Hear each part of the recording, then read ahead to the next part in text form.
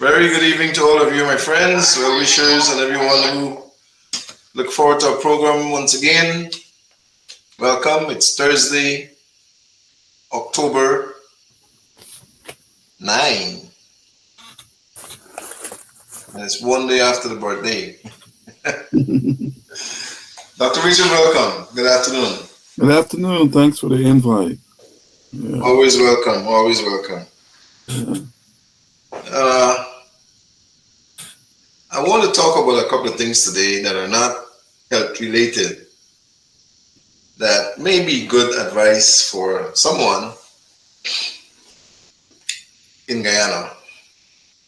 You know, Guyana just had an opening of a bridge that is newly constructed, and it's going to help to alleviate the congestion at some point, not right away, because you know when something is new, you have to get adjusted, and it will take time to to understand how the dynamics go. And you don't know what I'm talking about because you haven't been to Guyana in decades. You need to go to Guyana. Yeah, it's true. But the bridge is open and it bridges the east bank and the west bank. Okay. Georgetown and the west side of Demara, which is very good. There was a bridge there before, which I don't think you ever went over either. Several years ago, that was built. Oh, the floating bridge? Floating bridge, yeah. I heard of it. Yeah. Yeah, and that bridge was to last a number of years, and it outlasted those years. And the government that is in place ensured that a new bridge was built just to retire the old bridge, which is not a bad idea. One of the problems that they had was that the old bridge had to open to allow vessels to pass. Oh, wow. Yeah, so when that happens, the traffic stops on both sides, and sometimes it's hours before the bridge reopens back to traffic. And then sometimes vessels would hit the bridge. What? And spans would be dislodged and so on, and you can't cross sometimes for days. Wow. Yeah, so Dangerous. there were lots of they should, you know what they should do? They should replay that at some point. Replay those scenarios so people can see where they came from, where again came from with that bridge, and now where they're going with the new bridge. They should really recapture those images of what the old bridge experienced and what it did to the population. Mm-hmm. So people can see and appreciate the new bridge, But the new bridge is there now, and it will change a lot of what happens in Guyana, when it comes to flow of traffic continuously and all of that. Now vessels can pass under the bridge, and they don't have to open the bridge anymore. So they built it high enough so that the ships can pass under, and any vessel can pass under continuously at any time. That's another situation that occurred that probably created many problems for in and outgoing vessels that had to pass that area to get to, upper Demara and then to come back out. Mm-hmm. So with the new bridge, all of that is out. All of that is gone now. It's higher? It's much higher. You can traverse back and forth, and there's no stoppage anymore in the vehicle, nor the water vehicles. Land vehicle and water vehicle. Everybody goes without a problem now. So continuously, no stoppage. No stoppage anymore. Wow, that's going to help the traffic a lot. It will help traffic, and it will speed up a lot of things, because one of the reasons why I never wanted to live on the west side of Demara is because of the bridge. I didn't want the bridge to have to control my movements. Because you could plan all you want. If they decide to open a bridge for something, you have to just wait there or go back home or take a boat and cross the river and leave your car parked somewhere. You see, so there are lots of good reasons why that bridge needed to be built, and there are lots of benefits in building that bridge. So I want to congratulate the Guyanese government and all of those people who worked continuously, endless hours. I've watched them doing that. Chinese, some Guyanese, lots of Chinese. And I Wow. think they lost one life in the building that bridge. Bridges always take a life somehow. One of the workers fell to his death Wow. from that bridge. Yeah, That means the bridge is high. it's very high. It's very high. Very high bridge. And is it a safe structure for vehicles and pedestrians and everybody? Or they're Well, not going to be walking over, huh? well, first of all, you're going too much to the right like you normally would. Oh, all right. Yeah, All right. you can walk across the bridge. That's better. You can walk across the bridge and you can drive across the bridge. But you can? Yes. So it's safe for pedestrians? I mean, they have like high Yeah. fences and Well, things I like don't that. know. I would hope that I haven't seen it yet since it's opened. I'll see it in a little bit. But I'm hoping that they would have made rails or something high enough so that no one Yeah, would nobody can climb up and climb up and try to commit suicide or people anything have like that. crazy ideations and ideations. Yeah, well, it happens all over the world, and there's always going to be some demon that gets into somebody that, Mm-hmm. hopefully it won't happen there. But if it does, they'll be jumping to their death. I'm quite sure Wow. because it's a high bridge. Yeah, let's hope that nobody attempts to do that because it'll be end of the story. you know. But in What looking at security features? huh? Any security features?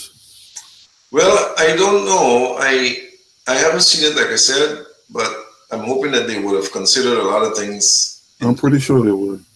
and would put into play features that could stop persons who attempt to do many things. But one thing I noticed on the bridge that is not it's not present, and I don't know how they could make that happen now that the bridge is already completed.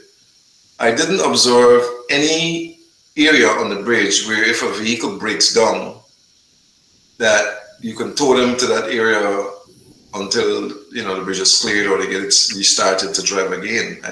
Oh, I didn't see anything like that on the bridge, so I don't know if there's a measure for that sort of thing, or they hope that nobody breaks down. But in looking at the bridge, from where I'm looking at it, I don't see any area for emergency on that bridge for a vehicle that breaks down, or if somebody with a flat tire, or mm. because those things can happen. Oh yeah. So that might be one flaw if that is not there in constructing that bridge, where they didn't include a feature to handle an emergency like that. Maybe I don't know. Probably could be done. I'm quite sure it could be done, but it should have been done during construction. I'm thinking. The second thing is there are many persons who, because it's a new bridge, it's like new road, it's nice, clean, road with no holes. There are persons there who are going to try to utilize that at some point to speed. Mm. Maybe when the bridge is clear and there's not enough traffic, they'll want to take a chance and go faster or whatever. I am thinking that maybe a suggestion, if they're watching, to put some cameras on the bridge. They should have cameras there anyhow. Cameras should be on the bridge just in case, something happens, and they can have images of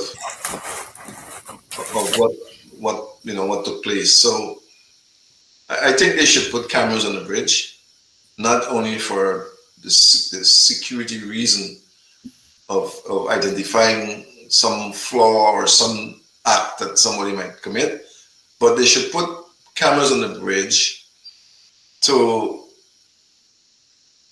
deter people from speeding.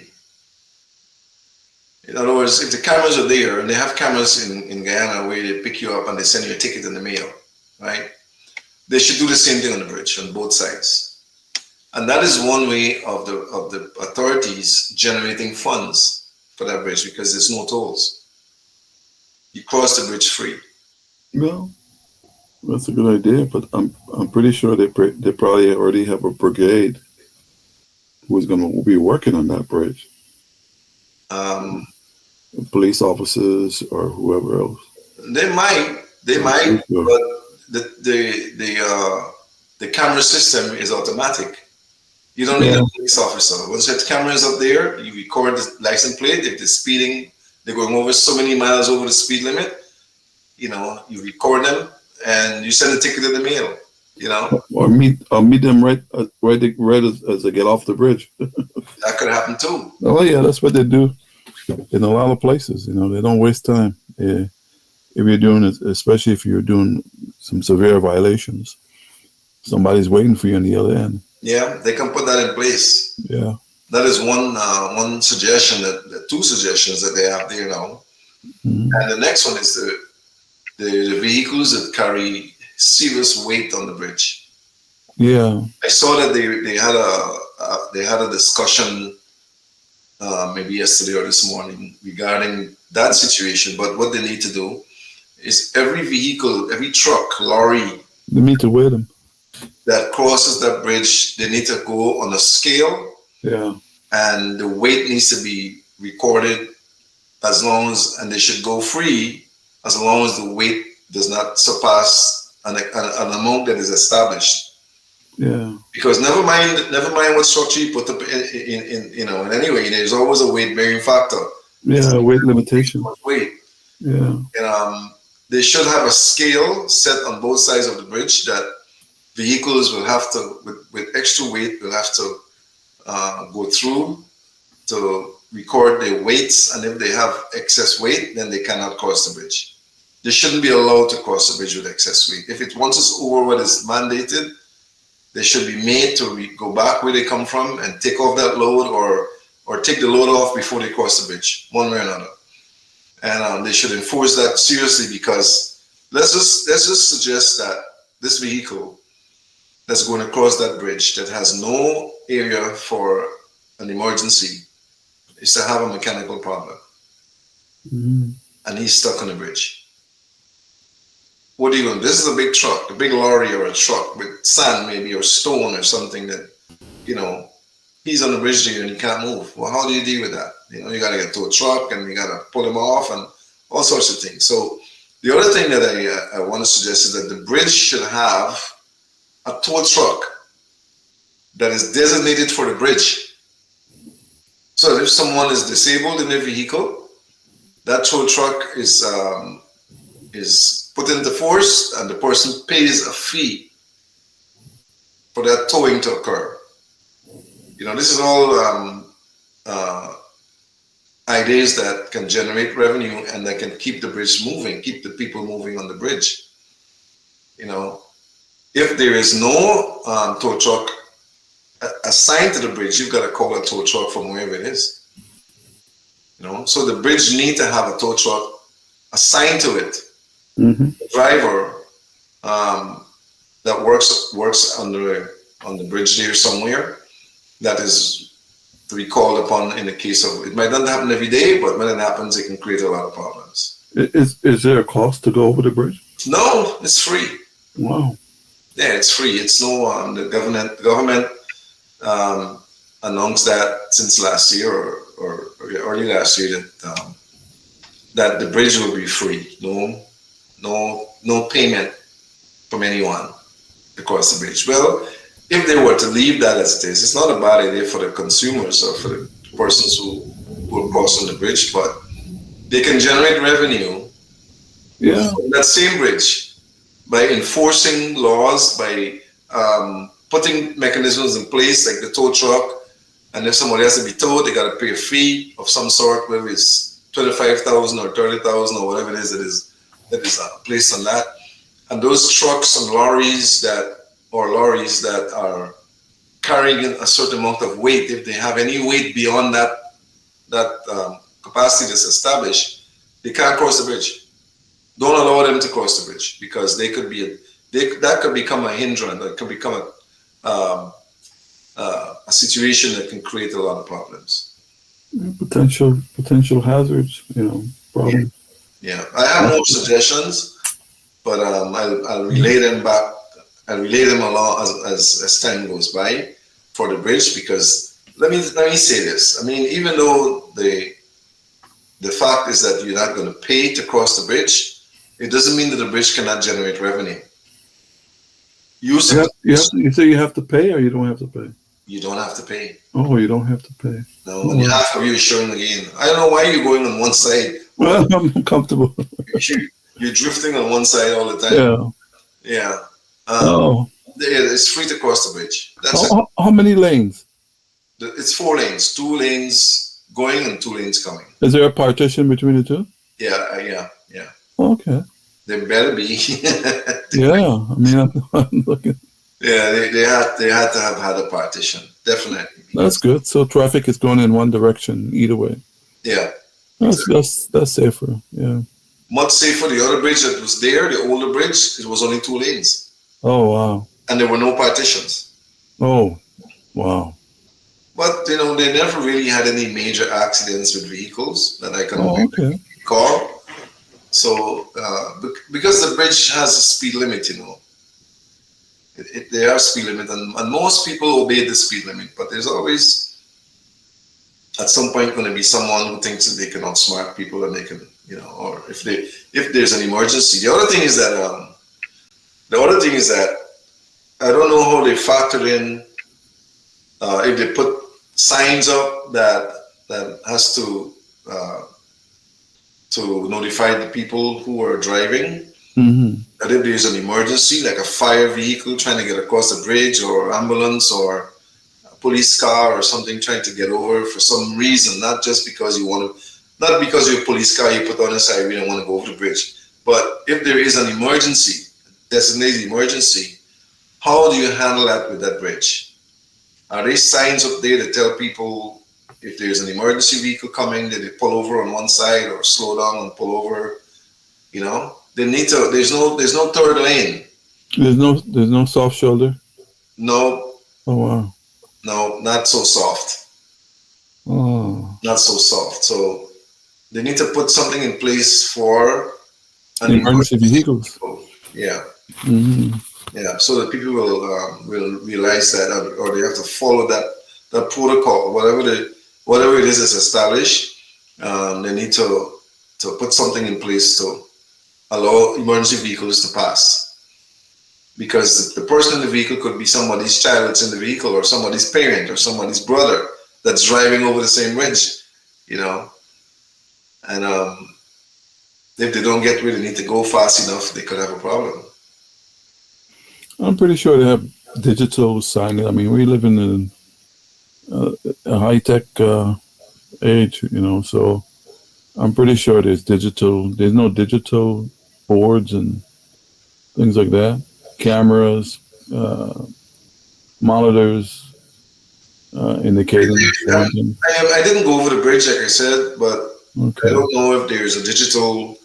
We know in America that they have those digital signboards Yeah, that they're going up everywhere now. they speak languages. If you can read, you read it. It says, emergency, or something happening ahead, or some vehicle that they're looking for, and they put the number plates up there, and everybody can see it. So when they see that vehicle, they know to report it and so on. I am quite sure if they haven't, soon enough they'll consider something like that, where they put up a sign, a digital signboard somewhere along the bridge or on both sides of the bridge that will communicate to people, anything like bad weather on the bridge, or, caution of some sort. Those are all things that are suggestions, if they haven't considered it, that they need to think about, because if there's an accident per se on the bridge, and the speed limit coming on the bridge is 70 to 80 kilometers, and it's night, and you're driving coming at 70 kilometers, and then you look up and there's a problem there.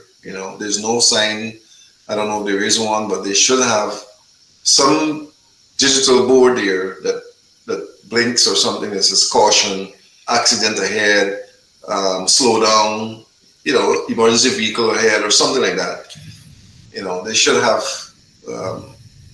those boards, visual boards that are directing you. Because things happen, not cutting you. Things happen, like somebody left the house, right? And They're going someplace and they have to cross a bridge, and all of a sudden they have a health problem. They develop a health problem, cardiac arrest, or some sickness where they've got to stop and vomit, or you know, it could be anything. It could be anything. Um, how does the vehicle behind that person become aware that there's a situation that they need to be cautious, and slow down? They need to really think those things through and implement something that can help. What do you think?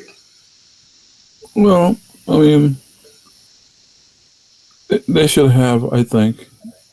I'm pretty sure they probably already do have it. Like I said, everything assigned to that bridge. I know the bridge probably have light, right? It does have light. Mhm. I'm pretty sure it has cameras too. I'm pretty sure they have people who are monitoring the bridge. They're monitoring not only on top of the bridge, but everything around it because the ship's still passing, right? Mhm. And they could always hit one of those main, um, The columns. yeah. So they need to monitor that 24/7. Um, I'm pretty sure. I mean, I'm pretty sure because they have it. They have it everywhere now. These engineering feats, it's an engineering feat. Because how long is it? Is it a mile or 2 miles? I think it's about maybe 2.2 miles or something like That's a that. long bridge. It's a long ridge. Yeah, Yeah. So I'm very sure, it's a long ridge. just like every other bridge of that size, they have all the features in place. I'm I very hope they sure. do, and if they don't, then they should look at what we're talking about here and start implementing or start, talking about it and getting it done because Yeah. I can see it all making sense. Yeah. I mean, I'm very sure because it's built recent and most engineers in the world, if not all of them, they're building those. That was a big job. Even in China, they have it. They have high technology, high tech Mhm. things in place so that you know the security and safety is paramount. Well, since you mentioned China, it was built by a Chinese company called China Railway. Mm, Yeah, Chinese built the bridge. yeah, Hmm. and they're they have this is not the first rodeo, so they've been around. I'm pretty sure. Yeah, well, Uh, yeah. They've done a lot of construction. and you They've can look, and you can, if you have any doubt, you can look back and look at the company and see all the portfolio. I'm Yeah, pretty sure it's up there. they've been checked and tested, and Yeah. they did a good job on the bridge as far as I can see. Hmm. China Harbor is a company. China Harbor, Yeah. and So it's all those things we're probably talking about, and plus more that we probably haven't even considered. I'm very sure they're in place. And because it makes no sense in this time, in this age, that you build something like that and you don't have any considerations for the things that we're talking about. I hope they do. You know, I hope they because these are things that I mean, they happen every day. do. Yeah. You know. The other suggestion I have, another one, is that there are many vehicles in Guyana, and it happened in front of me already on more than one occasion, where you're driving behind someone and then a missile comes out the window, like somebody throw an empty bottle or an empty Wow. bag or something out the window. And you've got to, be careful with your driving because it could be something that can damage your vehicle. Mm. So, um, oh, I got a text. It's not China Harbor. I thought it was China Harbor, but it's not China Harbor. Somebody watching. Tell me who it is then, because I thought I heard it was China Harbor. I mean, it's just some company from China, but I like to get it right.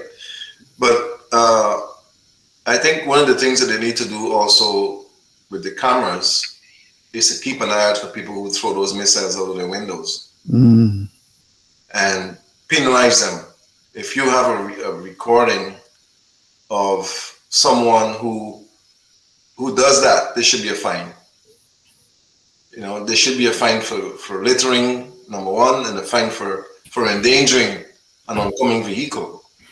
Yeah, that's dangerous. It is dangerous.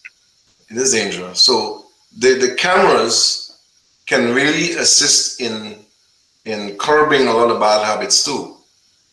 And they need to also put in place, if it's not there yet, bathroom facilities. I know they're gonna do that. Yeah, restroom, and it should Yeah. even have, like, as soon as you get off the bridge, Right. a rest station. I don't know about the rest station. Hopefully it'll come, but they need to have something. Yeah, rest station, police, I think they're gonna have police there. way station, Yeah. wait, all those things you could put in place. Yeah. Just put everything. I mean, these people who are in government, they've traveled all over the world, most of them, so they know what's in place. It should be, at least. So if you're gonna build something, build it of good standard. Yeah. To meet. Put the facilities in place so that you could avoid, having too much violations. Yeah. And then if there's an emergency with a toilet use or something, there's a place where people can go. And I know they're going to put that because they have it already in the other Barbies Bridge. You cross the bridge, there's a toilet facility there. Yeah. That you Put can- everything. Anyway, I think I was told we spend enough time on the bridge, so we need to bridge the gap between illness and health, good health. You And gotta cross the bridge. there are many bridges to cross. As you know, we are seeing more and more and more and more persons with more and more diseases.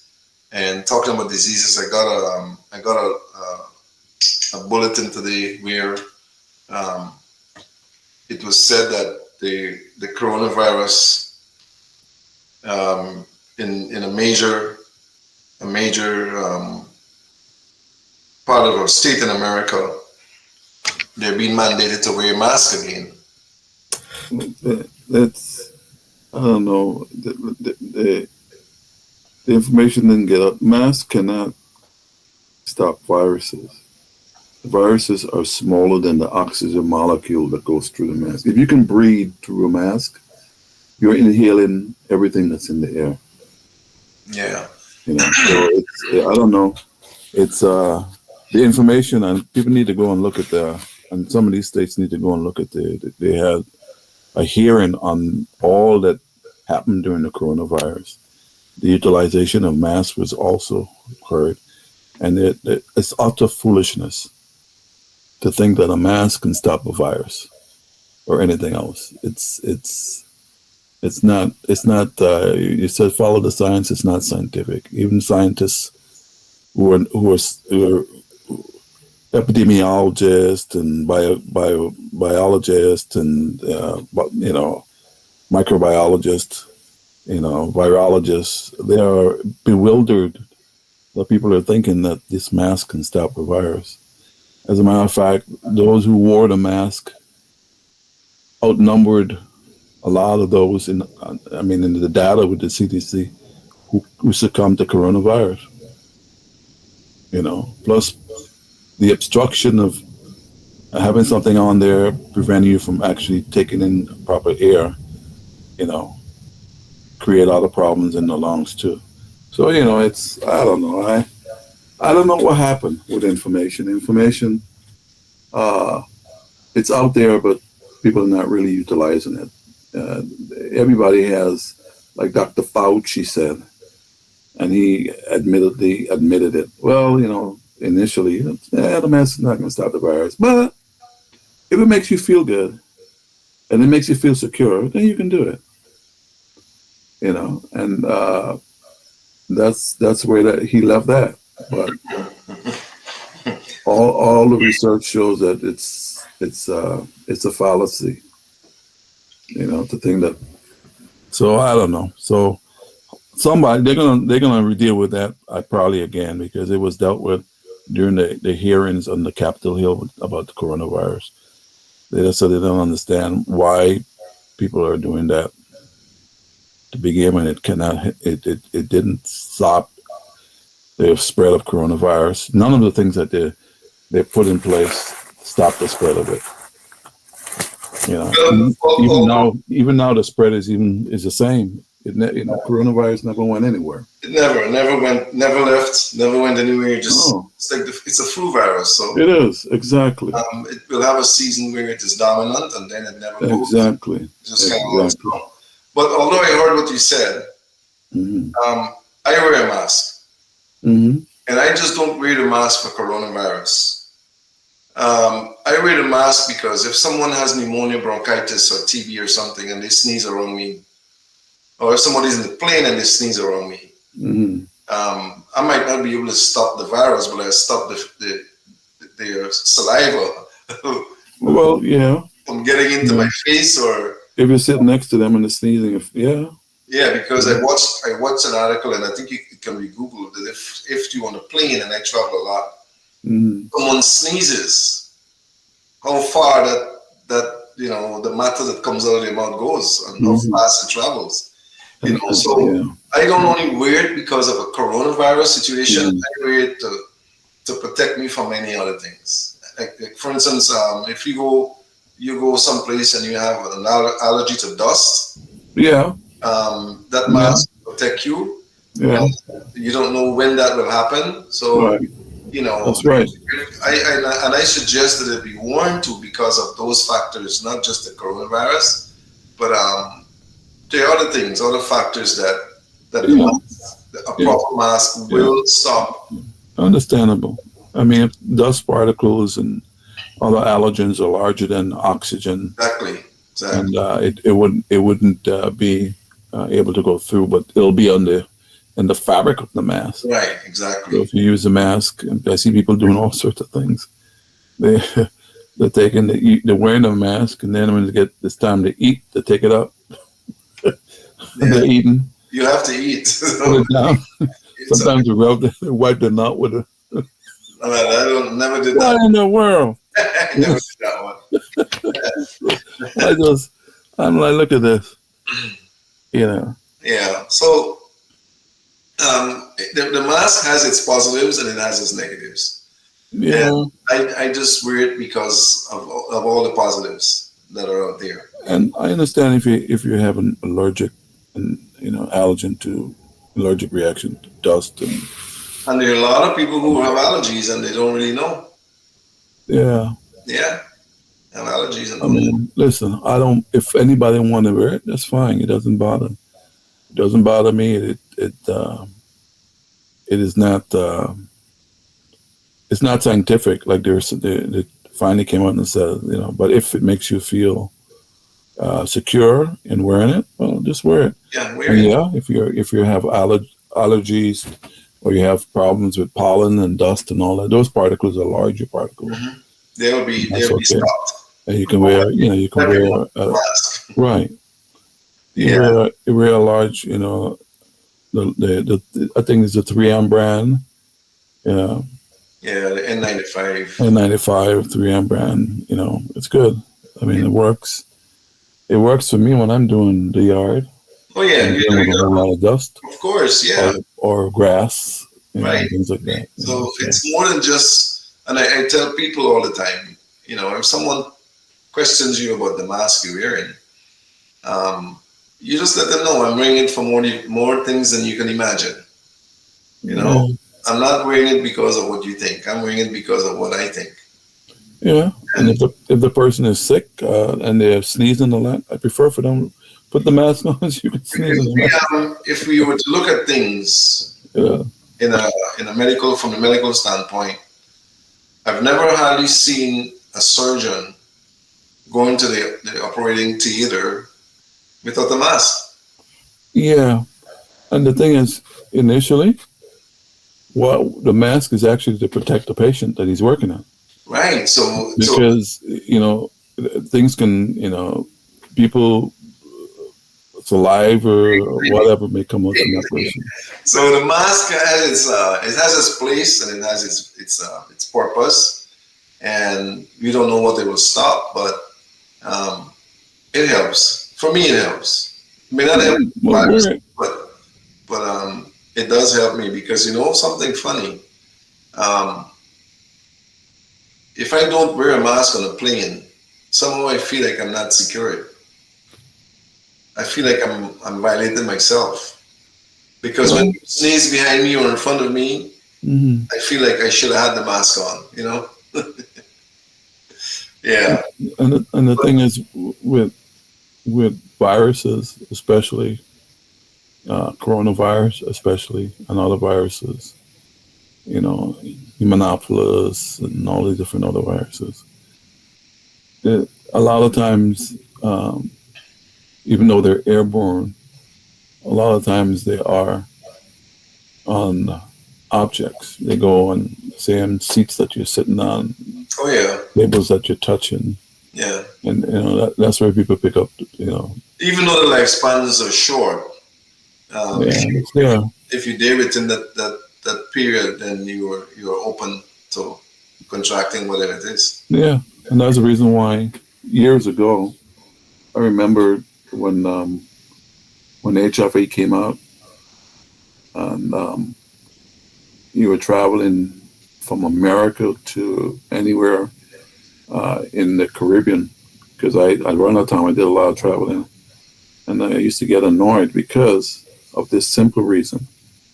And there were requirements. I don't know. I'm pretty sure by the government of those countries that the planes from America were flying into. They required before they land that The spray. they spray exactly. And I used to get very annoyed because Yeah. I don't know what's in the thing. Yeah. You know what I mean? And I mean, everybody in the plane is inhaling the same thing. Yeah. And there was a requirement to do it. And then when I'm flying from those countries to America, they don't spray. Well, what they were saying is that in when it comes to those things, that they don't want you to bring anything into America. Well, yeah, the You thing have, is, if you spray, hopefully you will kill whatever bacteria or so that's in the plane that can come out when you open the door or whatever. yeah, they weren't spraying when you on the flights that I would be on. They weren't spraying when you were coming from the country coming into America, but when you were leaving, America. yeah, going to those countries. And I figured out it. I think I figured it out because somebody had told me, and they noticed the same thing too. At the time, HIV was not very prevalent in other countries. It Mm-hmm. was more prevalent in America. Oh, so the other countries didn't want you to bring the Exactly. virus into their country. Exactly. Because America, it started very much in California and places like that. Yeah, I think the first time I really heard about it was this guy named Rock Hudson or something. Yeah, yeah, yeah. The actor. Actor Rock And Hudson. after that, it just snowballed everywhere. Yeah, that's And first. it was basically in America, and every other world was saying, well, wherever Americans go, Corona go. I mean, not Corona, HIV go. You know. Yeah, So but HIV is all over the place. now it's everywhere. Yeah. It's everywhere, and how it got there, it was transmitted by others who went wherever they went. Yeah, yeah, yeah, yeah. Yeah. Because when it was big news when these countries in the Caribbean, especially, when they got the first AIDS cases, Yeah. and then they were put down because Americans were going to different places to vacation, and because it was sexually transmitted, and they put two and two together. But I don't know. Do they spray for coronavirus now, or I don't think so. I haven't seen I haven't seen it either. any data that states that, but they probably will start doing it soon again. Yeah, I know they spray for mosquitoes. yeah, You know, um, there is so much that's going on in the world today. It's mind-boggling. Like for instance, today I screened someone, and I think it's the highest number of worms I saw. 21. yeah. 21 different types of worms in one person. Wow. How could that be? 21. They eat a lot of red meat and a lot of different meats. Some of it is not meat. Mm.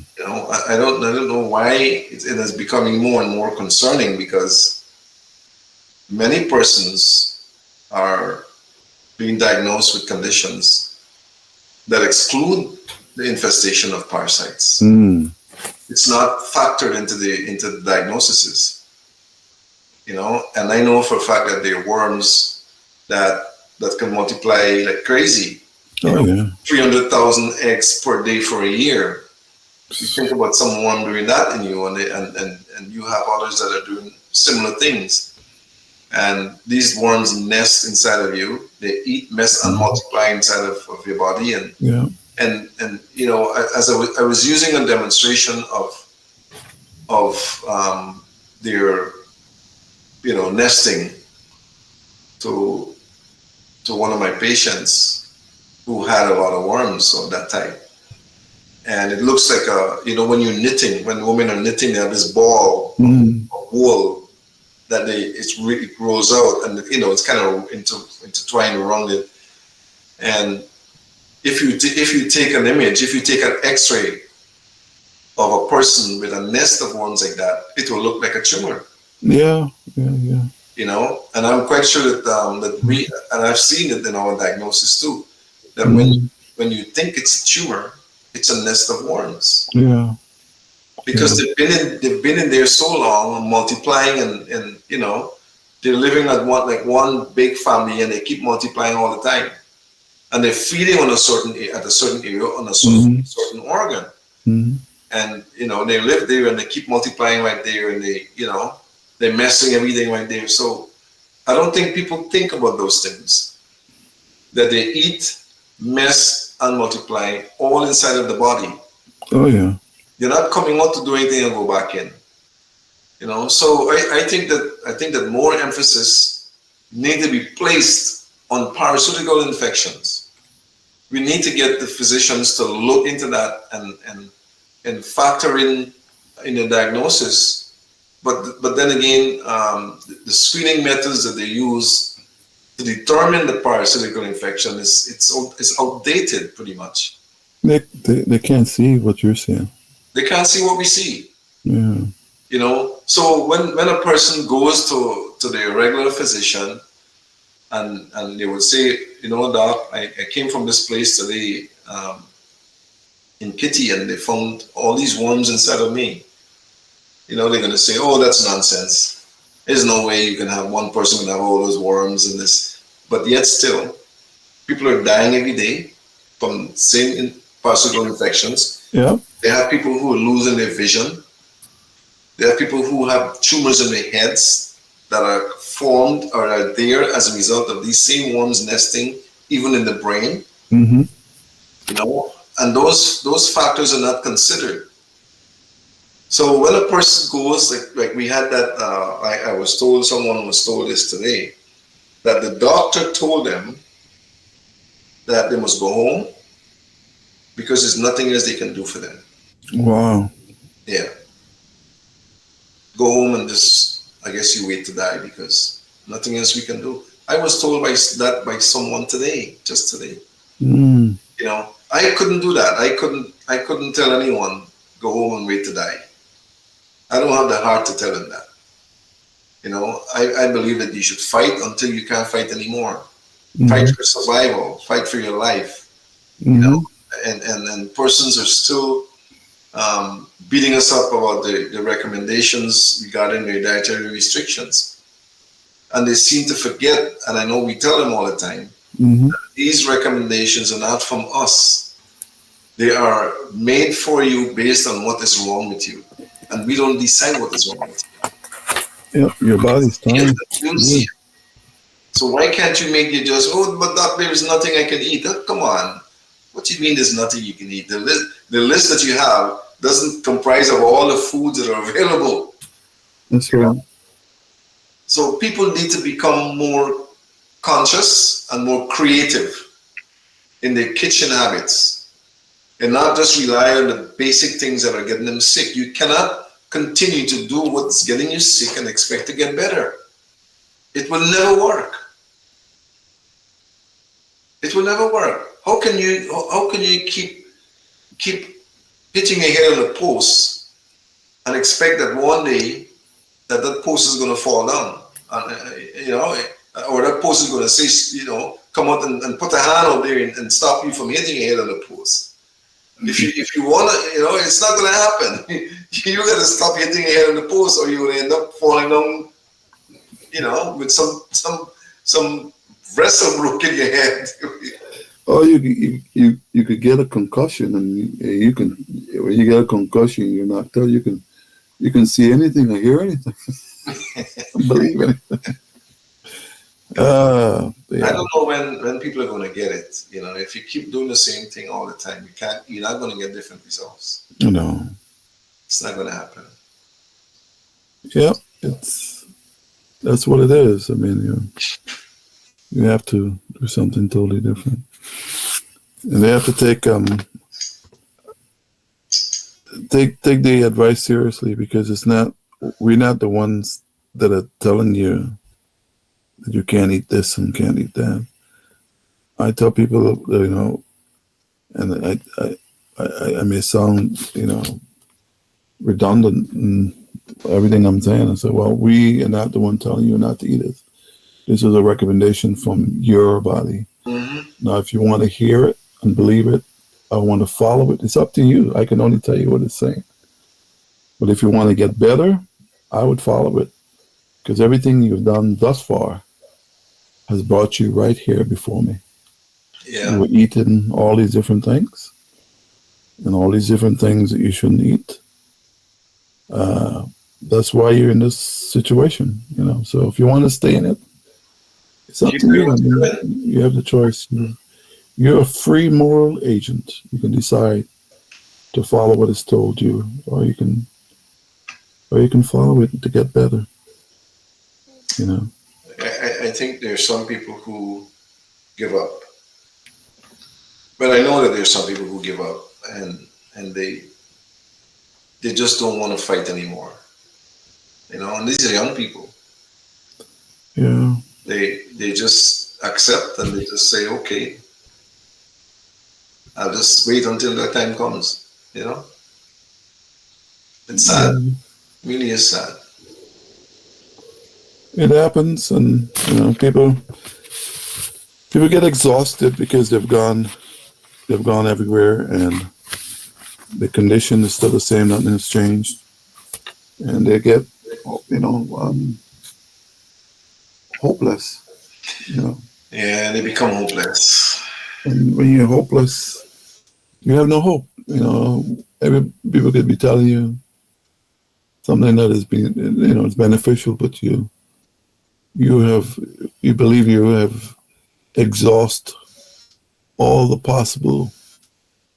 your resources and all possible places you've gone for help, and to no avail. You're still in the condition. So I heard that today. That's exactly what you're saying. I don't know if we saw the same patient, but no. I heard that out of the mouth of someone today. Wow. Almost exactly like you said it. The funny thing is that our own family members were discouraging her from coming to the clinic. Yeah, she actually told me they were discouraging her. Even her own son was discouraging her, and she told me, she was very honest. She said, Doc, I have to tell you that I've gone all over the place. I even went to America, and they couldn't tell me what you're telling me today. Yeah, believe it or not. She was discouraged by medical persons, by her own children, and she just said today that she decided to come without any of them knowing, because she was tired of being sick. For years. Well, she's going to get better. She's going to get better. Because what I found wrong with her is nothing that cannot be repaired. I think it was just either underdiagnosis or misdiagnosis. And I want to say to people out there who listen, don't give up on yourself unless you come to the clinic and experience what we do here at the clinic. Don't give up, because we find what they miss. We find what they don't see. And we find what is hidden that the average eye cannot see, or the average lab cannot detect. don't give up, because if you decide that you're gonna give up because someone tells you to go home and just wait, wait to die, then if you keep doing that, eventually you're gonna die. You actually preparing your state of mind to Hmm. go, to go your way, to go on, to move on, Hmm. go to the other realm. You know, I want to say to people out there that there's hope. There's hope. You can pray and you can seek guidance and follow your heart. Follow your heart, because if your heart directs you to go someplace to get help, and you feel confident that it's coming from the Holy Spirit or from a source that you believe in, Hmm. go, go, because that might be the place that helps you to change whatever it is that you were not um, aware of. 6 minutes more. You guys give us some time. Oh, okay. Yeah. Yeah, I mean, what you're saying, I've had many patients who initially would not tell me, but eventually, after the first visit, when they come back, because they're coming, like you said earlier, with a lot of uh, uh, families or friends or whatever. Uh, have spoken to them and discouraged them with a lot of discouragement coming into us, because they've gone everywhere. They've tried, like you said, all over. And they said that they prayed and asked God for guidance, because they were confused, Mm. not knowing where to turn because they've done everything. And they would tell me after the first visit that I want you to know something. Before I came to this place, I prayed and I asked God to show me. Hmm. They didn't tell me this initially. No, they don't tell you in the beginning. And Very few when people. they come back on the second visit, when they're feeling better and they're doing a lot better, and the family is now excited because she told me, people left me to die. They know I was sick, and they're not hoping that I die, but they were waiting for me to die. Yeah. And when I came here, and then they see me now, they're like surprised. And I just want you to know that I prayed here before I came, so I know I was going to get better. Oh yeah. you know. And I said, well, thank God, and it's a wonderful thing, you know. We're Yeah. not the ones doing the healing, God is. So, that happens a lot. Yeah. The body has has been made to heal itself, Hmm. and God will direct us to the point where He feels He wants us to go if we listen. Yeah, If we listen, you yeah, know, many persons don't listen to that still small voice. They don't even hear it, and I believe that we're not to save everyone. We can't save anyone. The Savior is not us. The Savior is who's above us, that's right. beyond us. Hmm. But we can surely put you on a track or on a path where, if you follow that path through divinity and through your prayers and your application, because many persons rely on prayers to heal them. Hmm. It might happen, but you have to get out there and make something happen yourself. Right. You have faith. You got to do the work. Faith without works is That don't dead. work. You just can't. Some Right. people, I think, Right. I think too many persons sit back and wait for God to come and touch them and heal them, Yeah. or to drag them to a place where they can be healed. He's not Mm. going to come down and do that. I don't No. have a problem saying that, but He will inspire you. You will get the inspiration and the spiritual interference that will guide you to a place, and many times it's right there at the clinic, so that Yeah. you can be administered to properly. And that's the other thing that the person said today. Um, and I hear it all the time that people don't spend time with them to help them to understand Hmm. what is really happening with them. You know, before they can say anything, the doctors start writing the prescription. When they come to our clinic, they spend at least an hour Oh, because yeah. or more, Mhm. at least an hour. But it's when they leave, you could see for the most part, not everyone, but most of the people, that there's a refreshing, Relief. a relief that now I know what is Yeah. wrong with me. Yeah. You know. Yeah. It's true. Because what we do is comprehensive. You know, Yeah. we do from head to toe, every organ, every cell, every system. And a lot of times in the back of people's mind, especially when they're thinking that, thinking the worst, like, cancer or something else, Hmm. they're thinking they have a specific issue, but then they're thinking, well, is this issue spreading somewhere else? Or Yeah. is it going to be? So when we do a comprehensive check, and we say, well, this is the only place you have this situation, Yeah. because we check everything else. It's like, okay, so can we fix it? Yeah. Yes. All right. Great. Yeah. That happens a lot too. That's what I want to hear. Yeah. What do I have to do? And, just comply, just follow the recommendations, do this and do that. And those very same individuals, uh, they're the ones that, because I ask a lot, we don't really advertise when we have new patients. Those are the people that are sending everybody everywhere. Yeah. The same ones. Sometimes people come and says, "Well, yeah, there's this lady, and they would say the name. I can't remember all the names, and she was really sick. And I asked her where she came, because I was sick. I'm sick too. I've been sick longer than her. And she came, and she told me where, and then she's the one that told me about y'all. Yeah, we get that all the time. Yeah, I said, I get it oh, all okay. the time. So, um, I think we only have about a minute left now. I think what we do at the clinic is that we give people hope. Yeah. And at one time, I was thinking about changing the name or adding the Hope Center to the clinic. Mm-hmm. Many persons would have said to me, Doc, when I walked out of your place, I felt hopeful. Mm-hmm. I came hopeless, and now I feel hopeful. Yeah. You Yeah. know, because they were administered to in a way in which they understood Mm-hmm. what was wrong with them.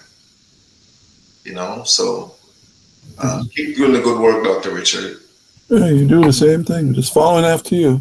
Keep doing good work, and the blessings will come abundantly, not only to you, but to your siblings down the line. Yeah, yeah, yeah. Because the lives that we touch and we help them to understand, and then the conditions are reversed. I've lost count, thousands. Yeah, I Thousands. mean, I don't. To me, I don't keep count. I mean, to me, every case is every person's an individual, and every case is an individual case, because I know in my heart I'm not the healing. I'm not doing No, the healing that God is. So God, everyone is more important to the Lord than we can even put or say. Every soul is important. So oh, yeah, I treat everybody, uh, with the same, respect and regard, and with the same desire for restoration, because that's what they're coming for, yeah, is to be restored by whatever means, um, and just being able to sometimes just listen to people it makes a difference. makes a big difference. It's a healing. There's healing in listening. There's healing in words. And you're correct. People come without hope and they leave hopeful. Hmm. Hopeful. I Yeah, see people come almost on the brink, and when they come back, sometimes I don't recognize I them. recognize them. Yeah, we get that a lot too. All right, Dr. Richard, thank you very much for your participation this evening. I know we've helped. We hopefully would have inspired a lot of persons and would have encouraged them. And I want to thank you for your good works and for the blessings from the Almighty for Mm-hmm. guiding us down this path so we could touch lives and at least give them some hope. And hopefully they follow the rules, some recovery. So until next time, Mm-hmm. God bless you and your family and all of you who listen out there. Don't give up. Don't give up because giving up is not an option. That's right. Dr. Haynes saying good night. God bless you. Have a wonderful weekend. So long. So, yeah.